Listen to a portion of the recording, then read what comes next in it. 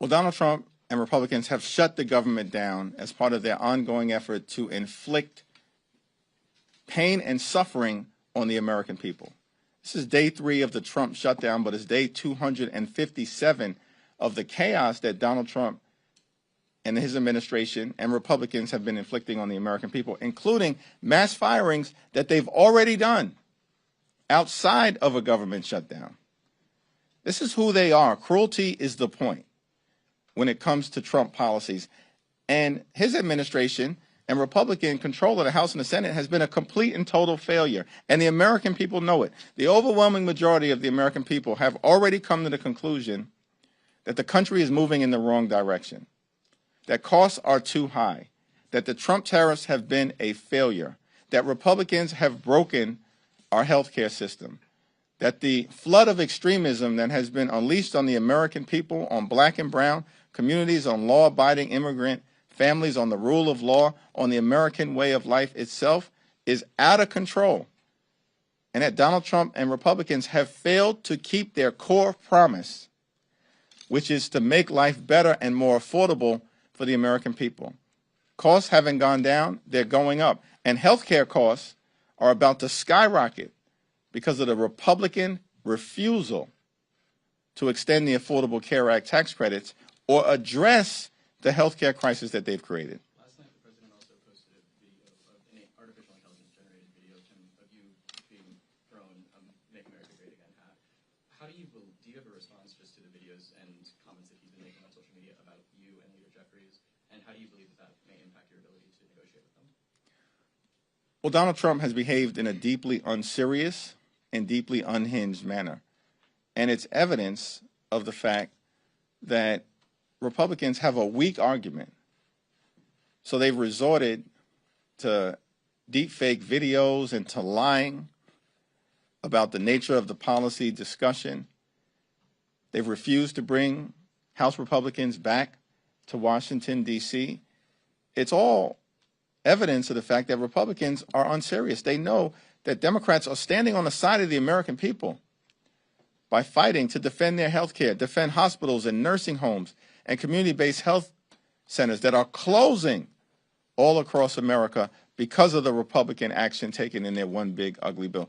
They're on defense because they know that they enacted the largest cut to Medicaid in American history. They're on defense because Republicans know that as a result of their actions, the country is about to face a $536 billion cut to Medicare at the end of the year if Congress doesn't act.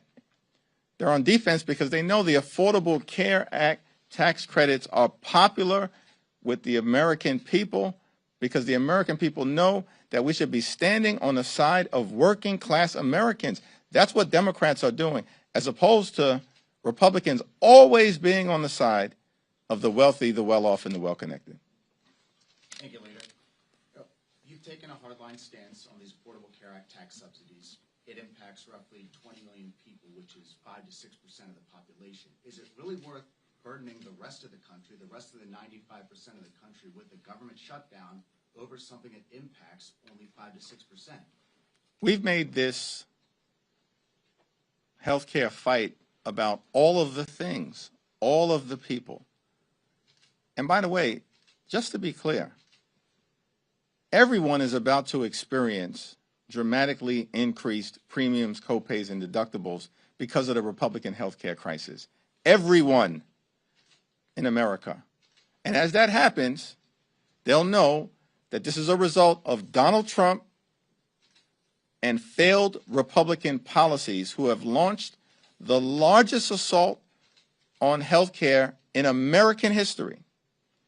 It's a Republican assault on the healthcare of rural America, urban America, small-town America, the heartland of America, and black and brown communities all across America. It's an unprecedented Republican assault on healthcare and a massive crisis that impacts everyone, which is why we've been very clear. We're fighting for everyone.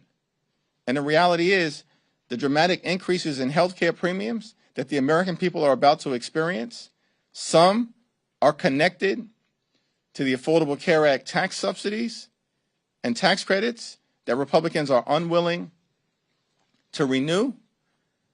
In states like Virginia, a purple state, in states like Idaho and Georgia, these are red states. So is your question, we shouldn't be fighting for the people of Georgia and Idaho who are about to experience dramatically increased health care costs? Is that not a good fight for us to wage? We're standing up for Republican constituents because Republicans won't stand up for their own constituents. But this is everyone in America. Everyone in America is suffering because of the cost of living crisis caused by Donald Trump's failed policies, and everyone in America is suffering from the Republican health care crisis. They said they're willing to negotiate. Everyone. Thank you, Leader. Congressman Ralph Norman has filed legislation to abolish paychecks for members of Congress during a government shutdown with no payback. Seeing as tens of thousands of Americans will now go without pay for the foreseeable future as a result of the government shutting down, would you agree that members of Congress should also go without pay, and is that something you would support? Yeah, I haven't had a conversation with Ralph Norman or seen that legislation. Thanks. Thank you, Leader Jeffries. To the earlier question on Republicans possibly not coming back to the House next week, if they don't, would you still bring House Democrats back into town, similar to what you did this week? Yes. Thank you. Some Republicans are saying that they won't support any ACA subsidies without high protections. Is that something that Democrats are open to support? Here's the problem with Republicans. They continue to try to jam their extreme right-wing ideology down the throats of the American people. When will they learn their lesson? I mean, this is about the health care of everyday Americans. They continue to try to confuse the issue. We're fighting for hard-working American taxpayers to make sure that working-class Americans don't continue to suffer from the Republican health care crisis. And now Republicans want to inject other issues. These aren't serious individuals. They want to keep the government shut down. They shut it down, and now they want to keep it shut down. And the American people know it.